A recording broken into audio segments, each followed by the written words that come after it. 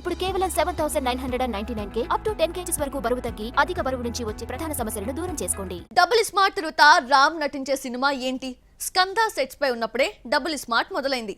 ఏడాది కావస్తున్నా మరో మూవీకి గ్రీన్ సిగ్నల్ ఇవ్వలేదు. అయితే రామ్ దర్శకులుగా ఇద్దరి పేర్లు మాత్రం వినిపిస్తున్నాయి. వాళ్ళెవరో చూద్దామా? ఇస్మార్ట్ శంకర్ హిట్ తర్వాత రామ్ నటించిన రెడ్, స్కంద నిరాశపరిచాయి. పూరి ఏమో లైగర్ తో డిజాస్టర్ చూశాడు. ఈ ఇద్దరి ఆశలన్నీ ఇస్మార్ట్ సీక్వెల్ డబుల్ స్మార్ట్ పైనే. ఆ మధ్య ఆర్థిక ఇబ్బందుల కారణంగా 3 నెలల పాటు షూటింగ్ కు నోచుకుని డబుల్ స్మార్ట్ ఈ మధ్యనే మళ్లీ సెట్స్ పైకి వచ్చింది. డబుల్ స్మార్ట్ తర్వాత రామ్ మరో మూవీ అనౌన్స్ చేయకపోయినా అప్కమింగ్ ప్రాజెక్ట్స్ గురించి ఆసక్తికరమైన న్యూస్ వినిపిస్తోంది. హరీష్ శంకర్, త్రివిక్రమ్ శ్రీనివాస్ తో పాటు విరూపాక్ష ఫేమ్ కార్తిక్ దండు పేరు బయటకొచ్చాయి. విరూపాక్ష తర్వాత తేజు, కార్తిక్ దండు కాంబో రిపీట్ అవుతుందన్నారు. ఏమైందో ఏమో గానీ ఇదే కథ రామ్ దగ్గరకు వచ్చిందట. అయితే ప్రాజెక్ట్ చైతుతో ఫిక్స్ అయిందని టాక్. హరీష్ ఆల్రెడీ కథ చెప్పాడని తెలిసిందే. ప్రస్తుతం రవితేజతో మిస్టర్ బచ్చన్ తీస్తున్న హరీష్ ఆ తర్వాత ఉస్తాద్ను పూర్తి చేయాలి.